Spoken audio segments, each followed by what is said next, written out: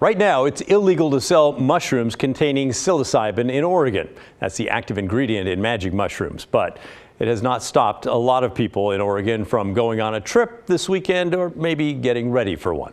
Several news outlets in the Portland area found out that a store on West Burnside called the Shroom House was selling magic mushrooms, even though it's against the law technically. The law that Oregonians approved 2 years ago, Measure 109, allows for the consumption, but only in what's considered a therapeutic environment. So that's a licensed facility with a licensed facilitator. It's not a dispensary model, sort of like cannabis is sold in Oregon. It's not that. But that's not stopping the Shroom House. They're illegally selling magic mushrooms in broad daylight on a busy street. All you need is cash and an ID. It's also not stopping dozens and dozens of customers who lined up for hours in the cold outside the Shroom House after the news broke. The line went on for several blocks and continued all through the night on Friday. The Shroom House has been open about selling psilocybin even before the shop officially opened. Check it out. They were advertising it in a big poster on the window. And they bragged about the crowds on their social media over the weekend. As for customers, well, there's probably little, if any, danger since Measure 110 decriminalized small amounts of drugs. There's another store called the Shroom House in Vancouver, British Columbia. Same logo, too. It's been openly selling magic mushrooms for at least a year. Police there say busting mushroom dispensaries is not exactly high on their list. They're more focused on opioids and other dangerous drugs, as well as gangs and violent traffickers. Portland police told us the Narcotics and Organized Crime Unit is aware of the allegations here in Portland, but that's all they're saying right now. Research, by the way, has suggested that psilocybin, when used responsibly, can help with things like depression, anxiety, trauma, and even addiction. As for when you can legally consume psilocybin in Oregon, probably be the middle of next year. Even then, it's going to have to be in that controlled environment. You won't be able to go out and buy magic mushrooms for use at your home.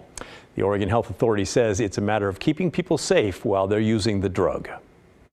If you're going in as a client, what are some things that you would want to know?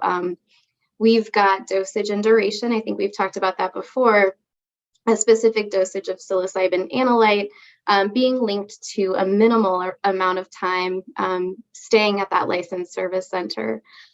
During the preparation sessions, we've developed safety and support planning. We've developed a transportation plan requirement so that folks are not operating heavy machinery or getting into vehicles after they leave services. We've also put in a lot of information around sort of the requirements related to the product itself, packaging, advertising, as well as, security of products. In several communities, by the way, you will not be able to partake. Voters banned the drug during this last election in November. Some of them voted to make the ban permanent, while others put temporary bans in place to wait for a few years and see how it goes. We'd love to hear your thoughts about this. We briefly mentioned this during the show on Friday, and a few of you wrote in all kind of fired up about this. Mary Ann said, "You've heard the expression, the lunatics are running the asylum. This defines Portland 2022. Your report states that business is illegal and that Portland police are aware of this rather important fact, and yet they're doing an investigation instead of closing them down and arresting the owners. I suppose they're looking at someone's rights. Portland is going to rot in its rights," she wrote. While most of the other email that came in Friday agreed, Wendy did not. There are far bigger and more serious issues to be addressed in our city than this. Good for the store and the response by Portlanders. Now we want to hear from you some more. What do you think? Should the place be shut down, or do you think it's no big deal and they should just be left alone? Maybe you're somewhere in the middle. Let us know what you think.